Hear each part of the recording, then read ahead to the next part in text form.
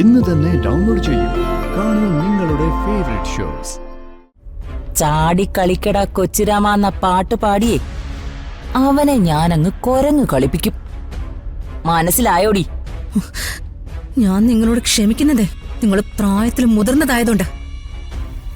നിന്നോട് ഇനി ക്ഷമിക്കാൻ എനിക്ക് വയ്യടി അമ്പിക്കും. സെന്റിമെന്റ്സ് ഇറക്കി ഏട്ടനെ പറ്റിക്കുന്ന പോലെ എന്റെ നേരെ വരല്ലേ. ഇവർക്ക് മരണമില്ലല്ലോ. ഇങ്ങനെ മറ്റുള്ളവർക്ക് തലവേദന ഉണ്ടാക്കാൻ ഒരു ജന്മം. ഇവരോ സാക്ഷാൽ സൈനൈഡ്.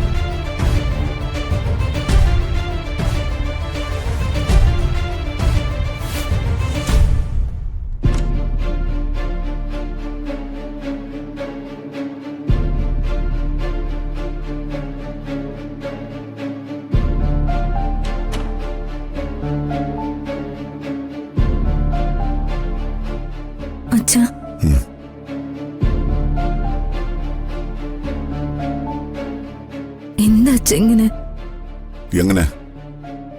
അതൊക്കെ കഴിഞ്ഞിട്ട് വർഷങ്ങളായില്ലേ അച്ഛ. ഇപ്പോഴും ആ പേര് കേൾക്കുമ്പോ അച്ഛനെന്തിനാ അസ്വസ്ഥനാവുന്ന? അതൊരു വാടാ മുറിവായതുകൊണ്ടാ. അത് മനസ്സിൽ കിടന്ന് ഇങ്ങനെ നിരന്തരം നീറുക. അതൊരു മാരക വേദന ഉണ്ടാക്കുന്ന മുറിവാ. അതിന്റെ ആഴം എത്രയാണെന്ന് നിനക്കറിയോ? അച്ഛ, അത് അച്ഛനെ തെറ്റിദ്ധരിപ്പിക്കാൻ വേണ്ടി ആരോ ചെയ്തൊരു ചതിയായിരുന്നു. ഒരിക്കലും അല്ല. എന്റെ ഈ 2 കണ്ണുകളാ സാക്ഷി. അതെനിക്കറിയോ? അയ്യോ അച്ഛനെ ഞാൻ എങ്ങനെ പറഞ്ഞു മനസ്സിലാക്കുന്നേ? ഞാൻ പറയുന്ന നീ എന്നെ പറഞ്ഞു മനസ്സിലാക്കാൻ നോക്കണ്ട.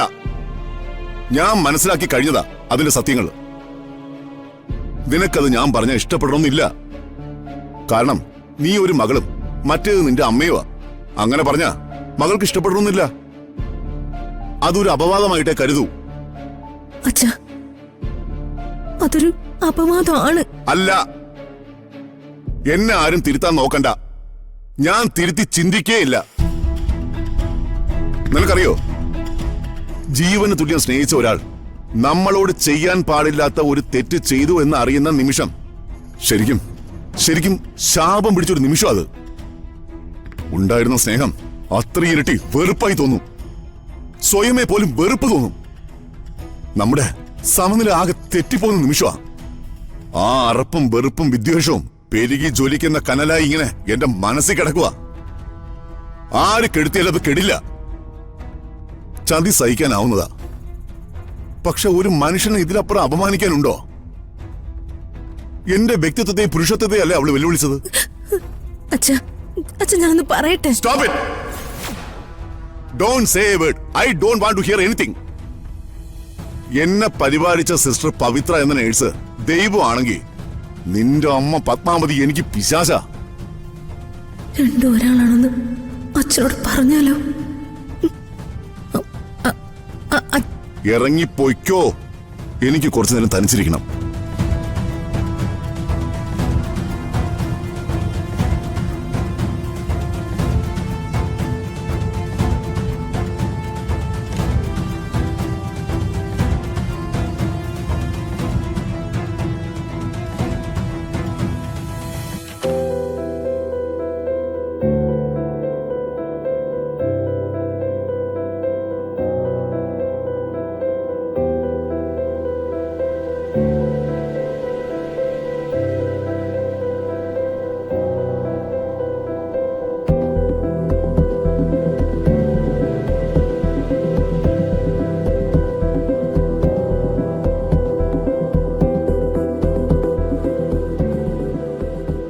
കലിയിളകണ്ട, കനപ്പിച്ച് കെട്ടി നോക്കുകയും വേണ്ട.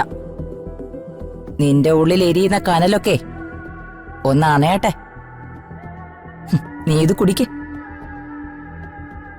നല്ല തണുത്ത ഐസ് പോലത്തെ വെള്ള മൺകൂജയിലെ ചരലിട്ട് സൂക്ഷിച്ചതാ.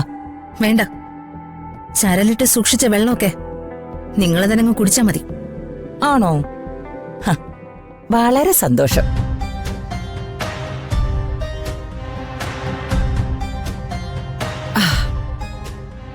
ഇപ്പൊ എങ്ങനെയുണ്ട്? അല്ല, നിന്റെ തന്തയുടെ പ്രകടനം എങ്ങനെയുണ്ട്? ഹ, നീ എന്തൊക്കെ ചെയ്യാൻ നോക്കിയാലും നിന്റെ തള്ള പത്മാവതിയോട് നിന്റെ അച്ഛൻ ഇപ്പോഴും വെറുപ്പാ. മനസ്സിലായില്ലേ നിനക്കത്? നിന്റെ അച്ഛൻ പറഞ്ഞതേ നീ കേട്ടില്ലേടി? എന്റെ അച്ഛനെ തെറ്റിദ്ധരിപ്പിച്ചതും എന്റെ അമ്മയെ അച്ഛന്റെ ജീവിതത്തിൽ നിന്ന് പുറത്താക്കിയതും നിങ്ങൾ ഒറ്റയെഴുത്തിയ. അതേടി, എന്താ അതിന് സംശയം? അതെല്ലാം ചെയ്തതേ ഞാൻ തന്നെയാ. ഇതെല്ലാം എന്റേതാ, എന്റേതാക്കും ഞാൻ. അതിന് അവളൊരു തടസ്സമായിരുന്നു.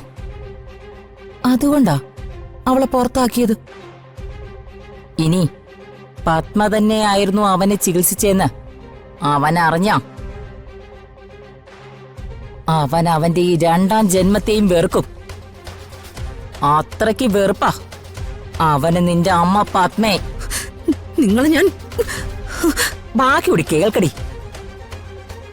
നീ എത്ര അങ്ങ് കിണഞ്ഞ് ശ്രമിച്ചാലും പത്മയെ വെള്ള പൂശാനുള്ള നിന്റെ ശ്രമം അത് നടക്കാൻ പോകുന്നില്ലടി. കാരണം നിങ്ങൾ അച്ഛനും മകൾക്കുമിടയിൽ എന്നും ഒരാളുണ്ട്, ഈ അംബിക. ഈ അംബികയുടെ ആജ്ഞ അനുസരിച്ച് ചാടിക്കളിക്കുന്ന വെറും ഒരു കുട്ടി കൊരങ്ങനാ നിന്റെ അച്ഛൻ പ്രതാപവർമ്മ. ചാടിക്കളിക്കട കൊച്ചിരാമ എന്ന പാട്ട് പാടിയേ അവനെ ഞാനങ്ങ് കൊരങ്ങ് കളിപ്പിക്കും. മനസ്സിലായോടി? ഞാൻ നിങ്ങളോട് ക്ഷമിക്കുന്നതേ നിങ്ങൾ പ്രായത്തിൽ മുതിർന്നതായതുകൊണ്ട്. നിന്നോട് ഇനി ക്ഷമിക്കാൻ എനിക്ക് വയ്യടി അംബിക.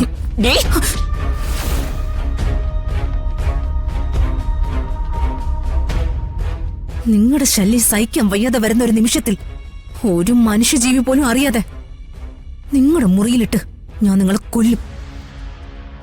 എവിഡൻസ് മുഴുവൻ നിങ്ങളുടെ മകനെതിരാക്കി നിങ്ങളെ കൊന്നത് അവനാണെന്ന് ഞാൻ വരുത്തി തീർക്കും.